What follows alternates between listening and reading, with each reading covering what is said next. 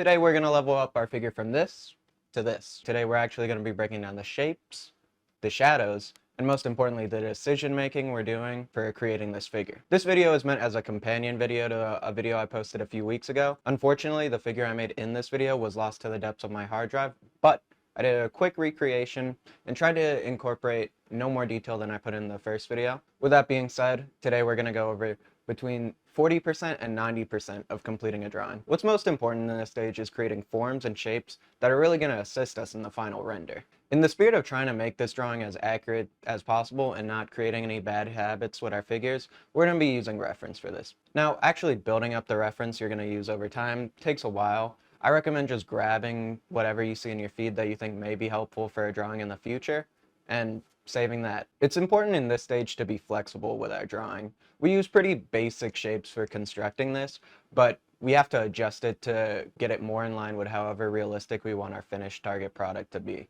As we're doing this, feel free to adjust any proportions that you feel are out of sync before we go into detailing out the torso. There's a ton of tiny intersecting muscles inside the torso, and while we could go straight into drawing that, I feel like it's a little bit rushed. The first thing we're going to do is draw the basic shapes of the ribs. We already had this down in our construction, but now we're going to add some more form to it. Once we have that down, we're going to draw in what would be a six-pack if your character is absolutely shredded, and then after that, we're going to go draw in the obliques. In this stage, I'm not worried about subtlety at all. I want hard shapes that are clearly defined. With that in mind, we're going to draw in the upper obliques, right? Together, the upper oblique and what would be a six-pack is going to form a shape like this. You see, it's a bunch of spines that are underneath our abs, right? We'll keep these spikes pretty uniform and slightly tapered down. It's definitely to your benefit to do this all at once. And then we're going to slot in our serratus anterior on top of this.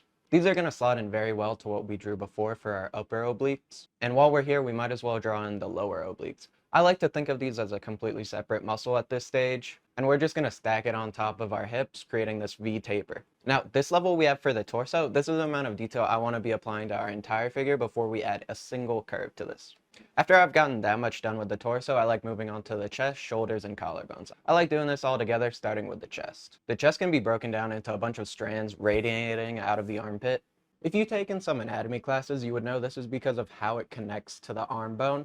However, it's not really too important because we're going to cover most of this with a deltoid later on. On that subject, there are three distinct parts of the deltoids, those being the anterior, medial, and posterior. Just keep in mind, our figure would have to be ridiculously shredded for us to see clear definition in the final drawing. Most likely, our final render will just include the tops of these heads as well as the bottom portion altogether. Our collarbone can best be thought of as a bike handlebar. While we're drawing this in, keep in mind our delts as well as our chest and this collarbone is going to form some negative space right here, which we can later render out in our final drawing or just cast a shadow over completely. Our neck includes three major sections of muscles that I won't bore you with the name of. The only important one to really remember is the traps, which are going to wrap around into the back. This other main section of muscle is going to be near our Adam's apple and is going to connect into our collarbone, forming a shape similar to this. The last major section of the neck is going to be the muscles actually holding up our head. It's not too important to show definition for these. They're rarely seen.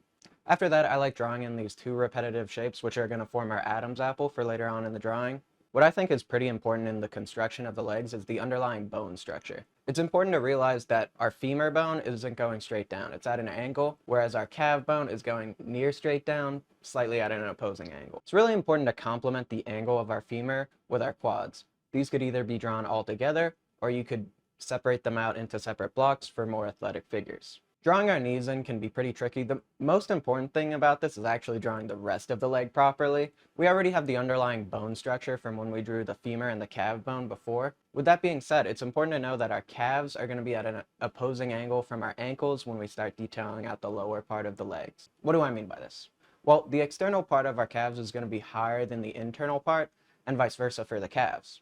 Now, moving on to the arms, we're just going to fix the interaction we have between the deltoids and the biceps and make it a little bit more convincing, as well as draw in our humerus and then detail out the forearm. Now, for our forearm, it's going to be this major block right here, as well as a tube coming out of it at an angle, right? This tube is going to form a Y towards the upper end of the wrist and be rounded out on the other side. At this stage, it's important to detail out our elbow, as well as this bone towards the wrist. Drawing the hands and face well really deserves its own video respectively. However, what we did in the first video is perfectly serviceable for right now. Now that we've added this much detail to the figure, I feel comfortable starting to draw curves and adding some lighting to our figure. It's important in this stage not to round out every single sharp form. We want to leave some of the edges in to keep the character of the drawing. All that I'm doing here should be pretty straightforward. I'm adding in any details I haven't yet added, softening up the forms. This stage in drawing is very similar to drawing women or drawing anybody who's not under 15% body fat, in that we're just softening out a lot of forms and then we're adding in some light.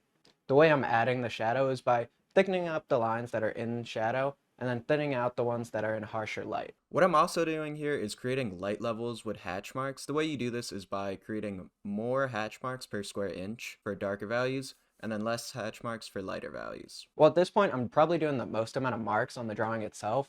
I'm actually not doing too much. It's very straightforward. Now, I absolutely hate it when art channels do a cut and the drawing is finished. However, most of this really doesn't deserve much explanation, so I'm just going to skip ahead till we get the finished product. Alright, we finished the drawing. There really isn't too much to say past this point.